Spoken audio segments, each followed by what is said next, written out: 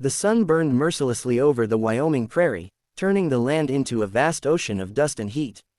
Jacob Thornton stood on his porch, one hand shading his eyes as he surveyed the brittle grass and his dwindling herd in the pasture beyond. The land had grown hard and stubborn during the drought, refusing to yield even a scrap of comfort. His modest house creaked in the dry wind, the boards weathered gray, the barns sagging from years of storms and neglect. Jacob wiped the sweat from his brow, and looked down at the letter clutched in his hand. That letter was his only plan for survival now. It was not a love letter.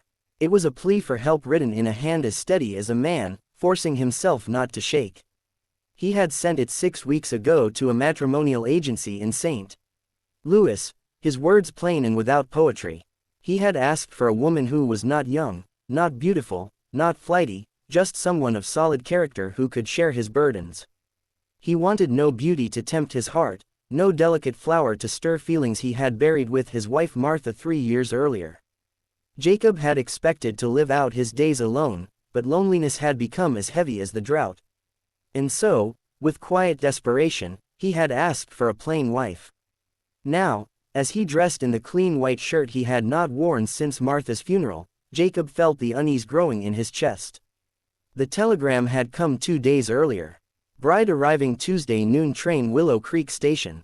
That was today. He hitched the horses to the wagon and began the long 15-mile journey to town. Each turn of the wheels carried him closer to a future he had asked for, but could not fully imagine. Willow Creek was a small town, a scatter of weather-beaten buildings lining a dusty street. Yet, word traveled fast here, and by the time Jacob drove his wagon onto Main Street, the townsfolk already knew. Curtains twitched, men leaned on posts, women whispered behind gloved hands. The hermit's getting himself a mail-order bride. Their stares followed him all the way to the station platform. A crowd had gathered. Mrs. Henderson from the boarding house stood with her grown daughter. The Garrison brothers lounged against the station wall, smirking and sharing a flask. Even Reverend Collins was present, Bible clutched tight as if the arrival of Jacob's bride were a matter of heaven and hell. Jacob felt their eyes prickling the back of his neck as he tied his horses and stepped onto the platform. He stood stiffly, his hands restless at his sides, the weight of judgment pressing in from all directions. The train's whistle cut through the summer air, long and mournful. Black smoke rose on the horizon and moments later the locomotive roared into the station, hissing and shrieking as it slowed to a halt. Passengers spilled onto the platform. Salesmen with cases, a weary family bound for the mountains. An old woman clutching a carpet bag. Jacob's eyes scanned the faces, searching for the sturdy, unremarkable woman he had imagined. His heart thudded with a strange mixture of hope and dread. What if she had changed her mind? What if no one came at all? Then he saw her. She appeared in the doorway of the passenger car, one gloved hand resting lightly on the rail. The world seemed to still around her. Her hair, golden as autumn wheat, gleamed beneath a modest traveling hat.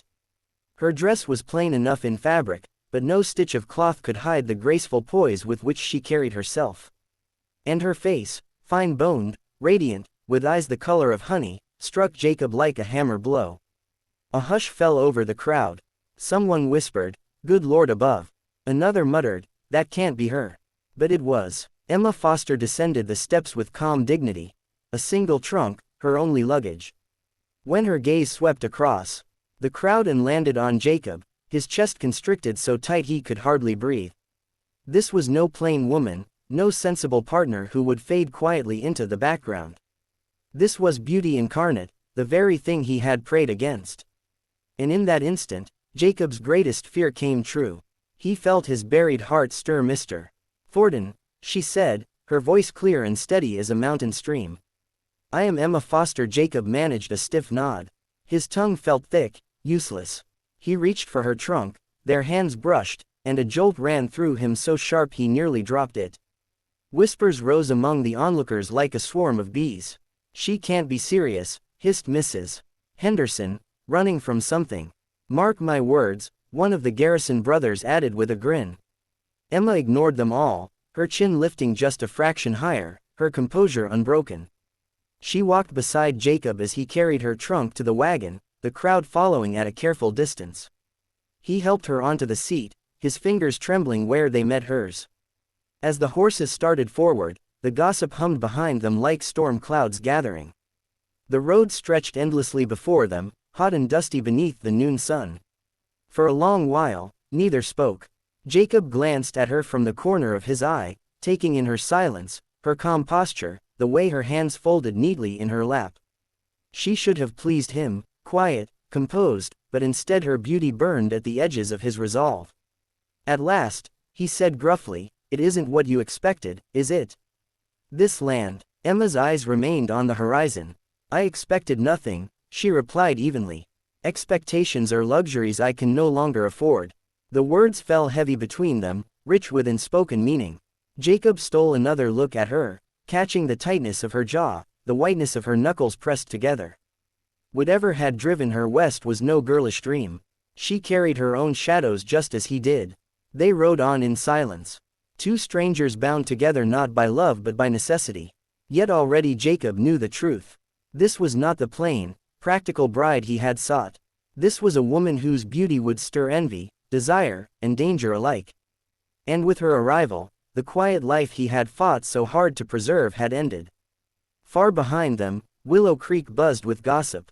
Ahead of them, the lonely ranch awaited, and in the quiet between, Jacob Thornton's heart wrestled with the terror of feeling again. The prairie spread wide and empty as the wagon creaked toward Jacob's ranch. Dust rose behind the wheels, blurring the world into a haze of heat and silence. Emma sat straight back, her hat pulled low, her hands folded neatly on her lap. She did not fidget, did not complain of the sun or the ruts in the road. That silence, once a comfort to Jacob, now unsettled him. It left too much room for his thoughts, and his thoughts circled only one thing, her beauty. When they crested the rise, Jacob pointed ahead. "There it is," he said quietly. Emma lifted her head. Before them, the small homestead lay against the vast expanse. The weathered house leaned into the wind. The barn stood with its roof patched by Jacob's own hand, and a chicken coop huddled beside the garden plot long since surrendered to dust. It was lonely, stark, stripped of any softness. "It's very peaceful," Emma said. Jacob's jaw tightened. "It's lonely." Her eyes shifted to him, steady and unreadable. "Sometimes lonely is what a person needs." The words cut deep, too close to truths he never voiced. He urged the horses forward. When they reached the house, Emma climbed down before Jacob could offer his hand. She shaded her eyes, scanning the land as though measuring its worth. He carried her trunk inside, leading her to the small side room that had once been Martha's sewing space. "It isn't much," he said, "but it's private."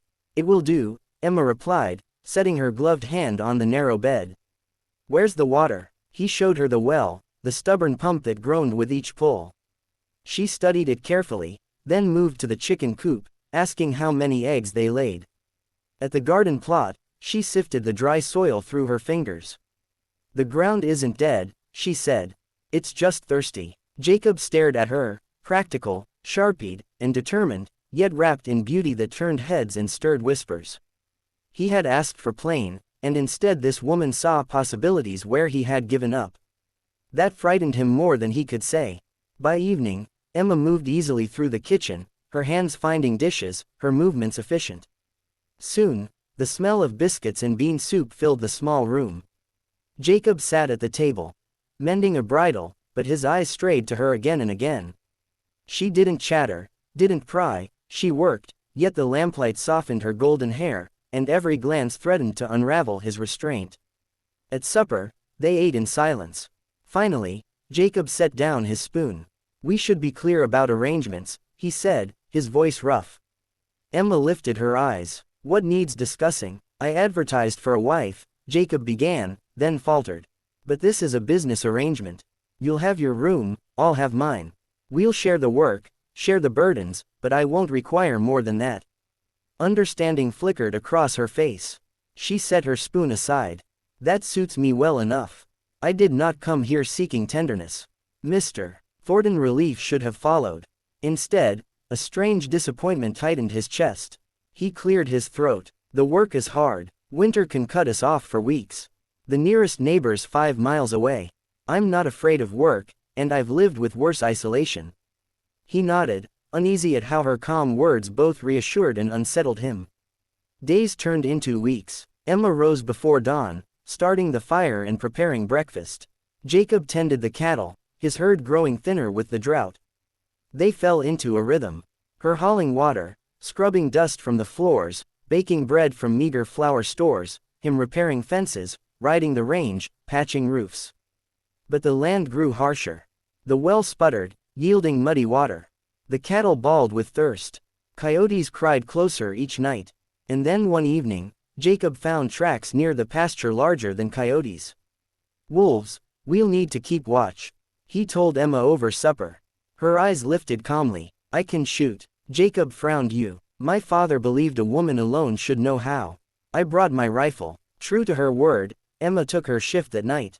When Jacob woke near dawn, he found her on the porch, rifle across her knees, her posture straight, her eyes sharp.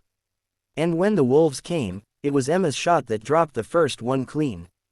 Jacob joined her, firing beside her, and together they drove the others away. At sunrise, as they stood over the fallen wolf, Jacob asked, "Where did you learn to shoot like that?"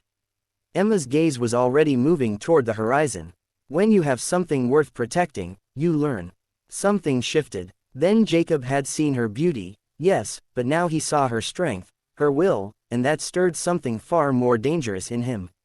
Weeks later, with the well nearly dry, Emma insisted on digging near a cluster of cottonwoods. These trees wouldn't survive without water deep below.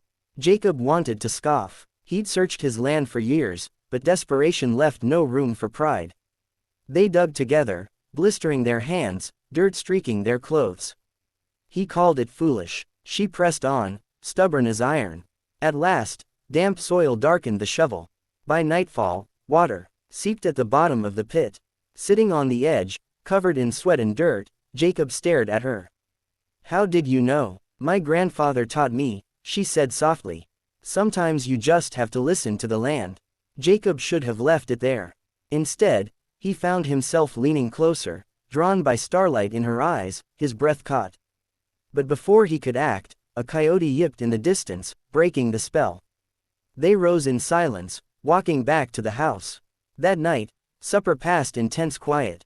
Every glance felt charged. Every brush of fingers at the table burned. The arrangement they had agreed to, business only, was crumbling.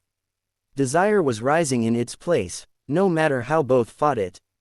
Then came the storm. Rain crashed down in torrents, the first in months. Emma laughed, stepping into the downpour, her dress plastered to her frame, her hair streaming gold. Jacob called her inside, but she spun and laughed, radiant with joy. When lightning split the sky, they scrambled indoors, dripping and breathless. He wrapped a blanket around her shoulders. She looked up at him, eyes shining. For one breathless moment, Jacob thought he might kiss her.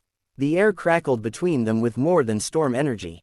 Instead, Emma whispered, "I should tell you why I came," and she did, about her father's debts, the wealthy man who had claimed her as payment, the cruel words she overheard the night before her wedding.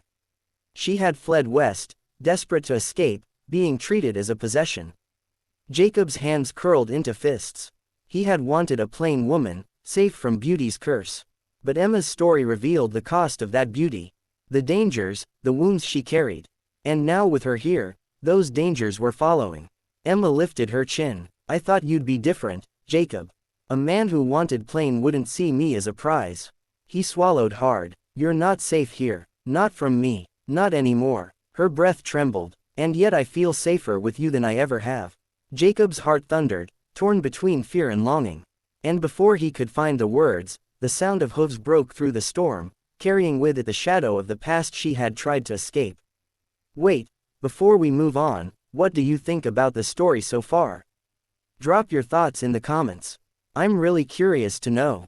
The morning after, the storm dawned too still, too quiet, as though the prairie itself braced for what was coming.